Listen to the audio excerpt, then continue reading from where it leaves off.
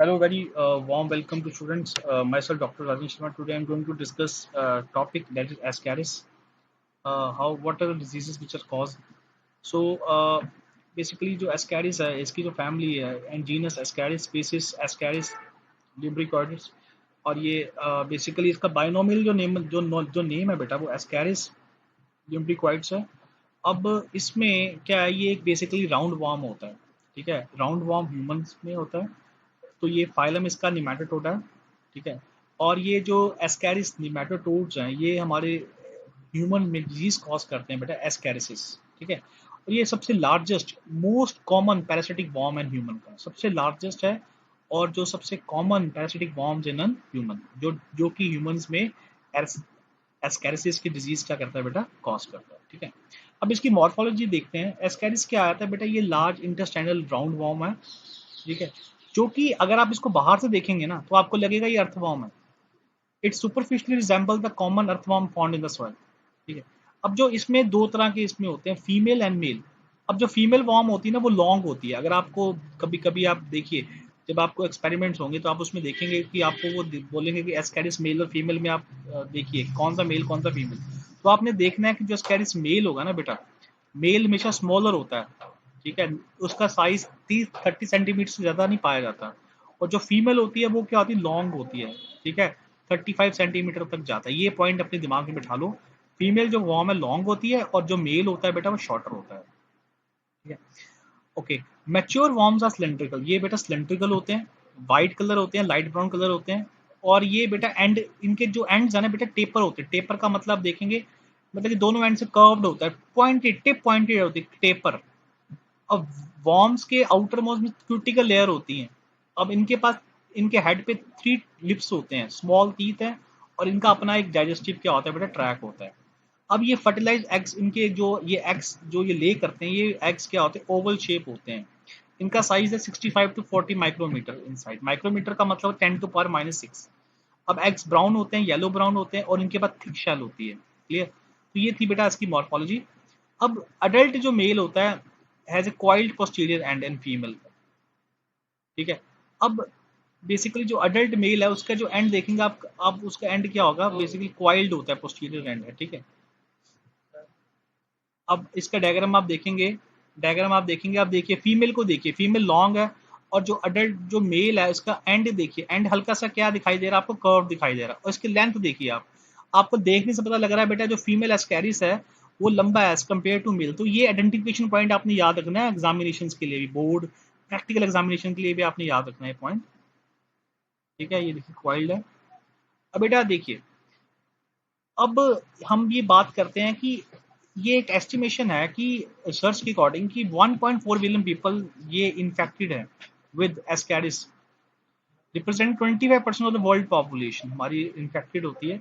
Number feature account for the high prevalence including durability of egg. अब ये इसके इतने लोग कैसे इफेक्टेड हो जाते हैं, होता क्या है कि इसका जो एग है ना, जो ये एग ले करता है फेसिस के साथ, जो ह्यूमन फेसिस के साथ बाहर आता है सॉइल में, जो एग आता है वो उसका जो ड्यूरेबिलिटी है, एनवायरमेंटल कंडीशन, मतलब कि जो एग ह्यूमन की, जब ह्यूमन के इन्फेक्शन होता है उनके ह्यूमन के फेसिस के साथ जो एग है सॉइल पे आता है. अब ये सॉइल पे जो एग की जो क्या कहते हैं अपना, क्या कहते हैं इसको, दैट इज रिटेंशन टाइम क्या होता है, बहुत ज्यादा है. ये एनवायरमेंटल कंडीशन को बहुत ज्यादा झेल सकता है.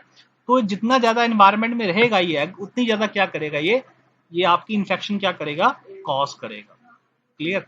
अब बेटा इसमें सबसे इंपॉर्टेंट पॉइंट है, जो हमारा एक एनवायरमेंट अगर हमारा प्रॉपर क्लीन नहीं होगा तो उसमें हमारे पास ये इसके चांसेस है इन्फेक्शन के बहुत ज्यादा हो सकते हैं.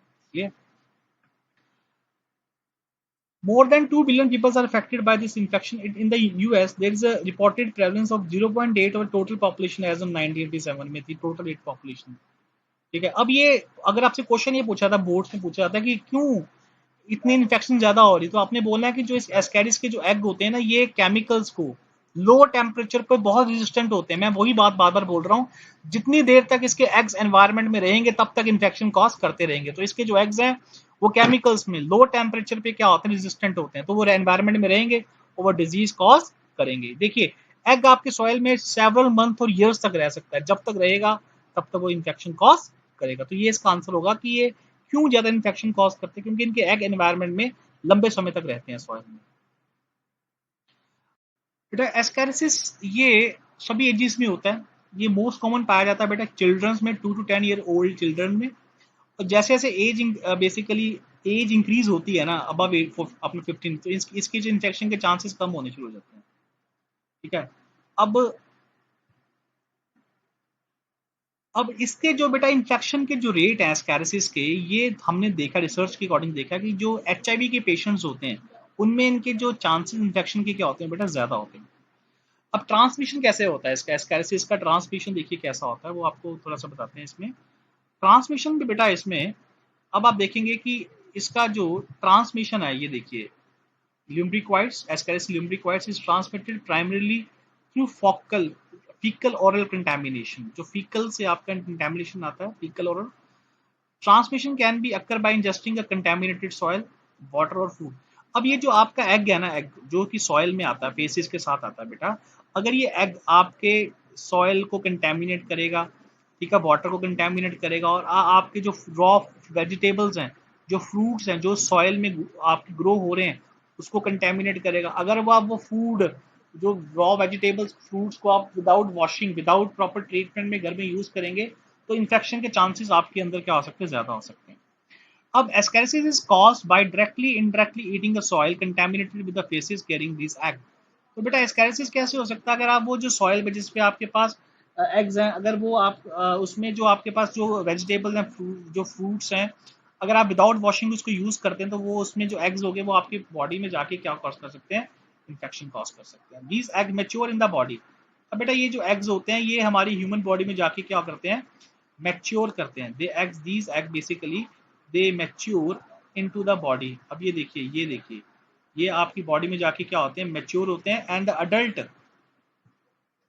और ये जो adult adult adult female worm can lay eggs that come out in the faeces. अब ये देखिए, अडल्ट फीमेल जो एग है वो ले एग करता है, जो कि फेसिस के साथ आता है। Note however that in order for the egg to be infective, the faeces must be infected by 2-4 weeks before it is ingested। ठीक है। Infection with ascariasis egg is so common because eggs are frequently in बेटा ये जो egg है इसके साथ infection है बहुत फ्रीक्वेंट होती है, क्योंकि हमारे पास एग के जो नंबर है हमारे पास सॉइल में, एनवायरमेंट में क्या होता है, बहुत ज्यादा होता है। और क्योंकि हमारे पास सैनिटेशन पावर, अगर हमारे पास सैनिटेशन प्रैक्टिस पुअर है, तो इसके चांसेस और क्या हो सकते हैं, हमारे पास ज्यादा हो सकते हैं। Clear point. अब ascariasis can occur by way of transplantation, transplancental basically transmission, since many neutral cases have been documented। अब बेटा ऐसा है कि जब आप कभी कंटेमिनेटेड डस्ट वगैरह इनहेल करते हैं, जिसमें आपके पास, अब बेसिकली डस्ट वगैरह में भी आपके पास एग्स होते हैं, अगर वो भी कभी आप इनहेल करते हैं तो उसमें भी आपके डिजीज के चांसेस हो सकते हैं। Reservoir, no reservoir for this type of ascariasis exist outside the human. इसमें ना तो कोई वेक्टर होता है, एस्कैरिसिस में कोई वेक्टर नहीं है। इंक्यूबेशन पीरियड कितना होता है इसका इंक्यूबेशन पीरियड होता है 4 to 16 days। मतलब कि इसका जो इंक्यूबेशन पीरियड का मतलब होता है जिस पीरियड में, जो पीरियड आपको चाहिए फॉर डेवलपिंग अ डिजीज और इन्फेक्शन, तो इसका कितना होता है 4 to 16 days after the injection of the x. X के इंजेक्शन के बाद 4 से लेकर 16 दिन तक इसका इंक्यूबेशन पीरियड होता है। अब देखिए इसका लाइफ साइकिल देखिए, लाइफ साइकिल में सबसे पहले देखिए जो आपका जो अडल्ट बॉर्म है, ये live in the lumen of the human intestine. ये बेसिकली आपके स्मॉल इंटेस्टाइन के ल्यूमन में रहता है अडल्ट बॉर्म। फीमेल में प्रोड्यूस, देखिए फीमेल में produce 2 lakh eggs per day which pass into the faces. अब ये डायग्राम में देखेंगे आप, तो जो बेसिकली सेकंड पॉइंट अगर आप देखेंगे इसमें, तो जैसे आपको दिखाई दे रहा है स्लाइड में कि जो बेसिकली जो अडल्ट बॉर्म है वो 2 लाख एग्स एक दिन में प्रोड्यूस करता है। फिर ये जो एग्स होते हैं, unfertilised eggs may be ingested but are not infected. जो आपके अनफर्टिलाइज्ड एग्स होते हैं वो आपके इंजेस्टेड हो सकते हैं, ठीक है, वो इन्फेक्टेड नहीं हो सकते। अगर आपके इंजेस्ट हो गए, इन्फेक्शन नहीं होगी। फर्टाइल एग जो होते हैं, जो फर्टाइल एग होते हैं वो आपके इन्फेक्टिव स्टेज में कन्वर्ट हो जाते हैं after the 18 days to several weeks। और बेसिकली सॉइल में जो आपके फर्टाइल एग होते हैं वो आपके इन्फेक्टिव स्टेज में कन्वर्ट हो जाते हैं। ठीक है, clear. Depend upon the environmental conditions. अब जो इन्फेक्टिव एग है, अगर आपने क्या कर लिया इसको आपकी बॉडी में कंटेमिनेटेड फूड के साथ, अब बेटा जो कंटेमिनेटेड अगर आपका जो बेसिकली फूड है, जिस तो अगर आपने वो फूड के साथ जो एग्स हैं वो बेसिकली आपकी बॉडी में जाते हैं, तो उसमें से सबसे पहले लार्वा हैच करता है। अब वो सबसे पहले कहाँ जाएगा? इंटेस्टाइनल म्यूकोसा में जाएगा, ठीक है। इंटेस्टाइनल म्यूकोसा को जाके इफेक्ट करेगा, और उसके बाद बेटा वो बेसिकली लंग्स में जाएगा, और लंग्स में जाके क्या कॉज करेगा? इन्फेक्शन कॉज करेगा। अब जो लार्वा होता है मेच्योर होता है in the lungs 10 to 14 days में। उसके बाद ये पेनिट्रेट करता है आपके एल्वोलर वॉल्स को, ठीक है, and then it move to the throat. उसके बाद ये जाता है आपका स्मॉल इंटेस्टाइन में। अब स्मॉल इंटेस्टाइन में जाने के बाद फिर ये अडल्ट वॉर्म में क्या होता है? डेवलप होता है।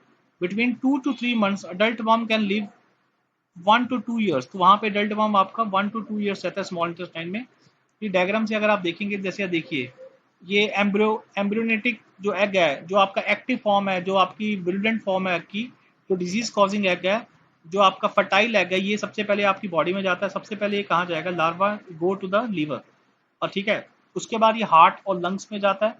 लंग्स में जाने के बाद ये लार्वा बेसिकली ब्रोंकाइल्स में जाता है, ट्रैकिया, फेरेनेक्स, और उसके बाद ये फाइनली जाता है आपका स्मॉल इंटेस्टाइन में। वहां पे जाके ये क्या होता है? अडल्ट में कन्वर्ट होता है, और ये एग ले करता है। फिर एग आपके पास फेजेस में आते हैं, फिर से ये साइकिल चलता है। फेजेस में जो कहते हैं ये बेसिकली अभी क्या है?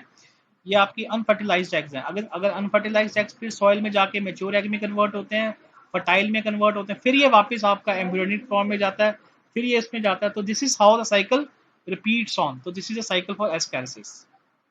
अब सिम्टम क्या है एस्कैरिसिस के? एक तो फीवर है, कफ, ठीक है, नोजिया, वॉमिटिंग, ठीक है, डायरिया, स्टूल पासिंग, ठीक है। ये फर्टाइल एग है ह्यूमन फेसिस में, देखिए इसमें डायग्राम दिखा रहा है। अनफर्टाइल एग देखिए, अनफर्टाइल एग देखिए आपका थोड़ा सा माइक्रोस्कोप में फर्टाइल एग दिखाया जा रहा है। ये वॉर्म्स हैं, ये देखिए जो इंटेस्टाइनल ट्रैक में पाए जाते हैं, ये वॉर्म्स देखिए, ठीक है, ये वॉर्म्स आपको दिखाई जा रहे हैं। प्रिवेंशन कैसे की जा सकती है बेटा? इसकी प्रिवेंशन कैसे की जा सकती है? सबसे पहले देखिए, अगर आप प्रॉपर सैनिटेशन रखेंगे, ताकि आपका जो सॉइल कंटेमिनेट, अगर इसमें आप सॉइल को कंटेमिनेट नहीं होने देंगे तो आपके पास ये रुक जाएगा। हेल्थ एजुकेशन जो प्रोग्राम है against human faeces as a fertilisers, ठीक है, इम्प्रूव सैनिटेशन करेंगे, ठीक है, और इसके प्रॉपर आप प्रिवेंटिव ट्रीटमेंट्स लेंगे, उससे अब हम ये प्रॉब्लम को क्या कर सकते हैं? कट कर सकते हैं। कॉम्प्लिकेशंस क्या आ जाती हैं इसमें? ब्लॉकेज ऑफ इंटेस्टाइन हो जाता है बेटा, इसमें ब्लॉकेज हो इंटेस्टाइन होता है, और आपके जो गट में आपके होल्स क्रिएट होने शुरू हो जाते हैं। थैंक यू बेटा for today. So this was a lecture on the ascariasis. तो अगर आपको कोई डाउट होगा बेटा एस्कैरिसिस में, तो आप प्लीज़ कमेंट और मैसेज कर सकते हैं। Thank you.